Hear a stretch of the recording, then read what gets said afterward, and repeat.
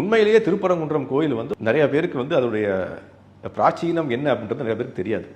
இது வந்து முதல்லயே ஒரு சிவன் கோயில், சிவனுக்காக பிரசித்தி பெற்ற கோயில். இது முருகனின் அறுபடை வீடுகள் அறுபடை வர அதுதான். அது என்னன்னா இதான் வந்து நமக்கு இருக்கக்கூடிய மிக மிக மிக ஒரு நமக்கு ஒரு துரதிருஷ்டவசம் என்ன அப்படின்னா, நமது கலாச்சாரத்தில் இருக்கக்கூடிய விஷயங்களே அதனுடைய பிராச்சீனம் என்ன, அதனுடைய வரலாறு என்னன்னே நமக்கு தெரியாது.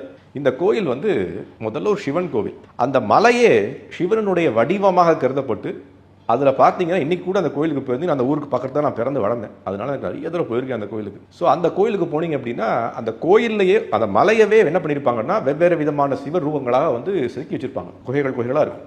இந்த மலையே வந்து சிவனுடைய வடிவமாக கருதப்படுது. பாலநாத சுவாமின்னு அந்த சிவனுக்குரிய பேரு. திருஞான சம்பந்தர் தேவாரத்தில் சிவனை போற்றி பாடியிருக்கின்றார் அந்த திருத்தலத்துக்காக. ஸோ அப்போ வந்து இந்த கோயில் வந்து சிவனுக்காக நடந்த கோயில். இதில் என்ன வரலாறுனா, இது வரலாறுன்னு எடுத்துக்கணும், இதை வந்து ஒரு கதையாக எடுத்துக்கூடாது. ஏன்னா வரலாறு நடந்த விஷயம். சூரபத்மனை வந்து அங்கே வதம் செய்து விட்டு எங்க திருச்செந்தூரில் முருகன் இந்த இடத்துக்கு வர அவருடைய தந்தையான சிவபெருமானை வணங்குவதற்காக. இந்த மலைன்றது சிவனுடைய ரூபமாக இருக்கிறதுனால மலையின் உச்சியில் உட்கார்ந்து அவர் சிவனை வணங்குகின்றார்.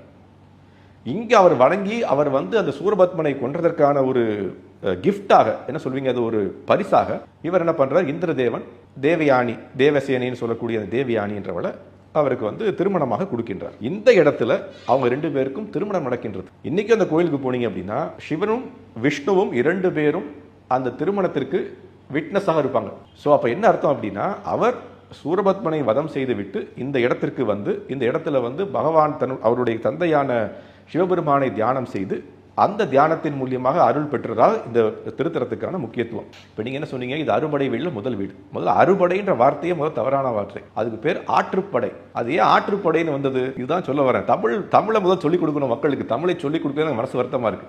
இல்ல அது ஒவ்வொரு காலத்துக்கும் ஏத்த மாதிரி வரும்போது இந்த கோயில் உருவாக்கம் அந்த உருவம் மாறுறது தானே, வார்த்தைகளுடைய பிரயோகம் மறுவுறது தானே. அப்படி ஆற்றுப்படைன்றது அறுபடைன்றது பேச்சு வழக்குல இது வந்திருக்கு. ஆற்றுப்படைன்றது என்ன அப்படின்னா, முருகன் அதாவது கடவுளை வந்து போற்றி பாடுவதனுடைய அந்த பாடலின் தொகுப்பாக திருமுருகாற்றுப்படை இருக்கிறது. அந்த பெயரினுடைய இதுவும் அப்படிதான் நான் கேள்விப்பட்டேன். ஆற்றுப்படைன்றது என்ன அப்படின்னா, முதல்ல தமிழ் வார்த்தைக்கு அர்த்தம் முதல்ல புரிஞ்சுப்போம்.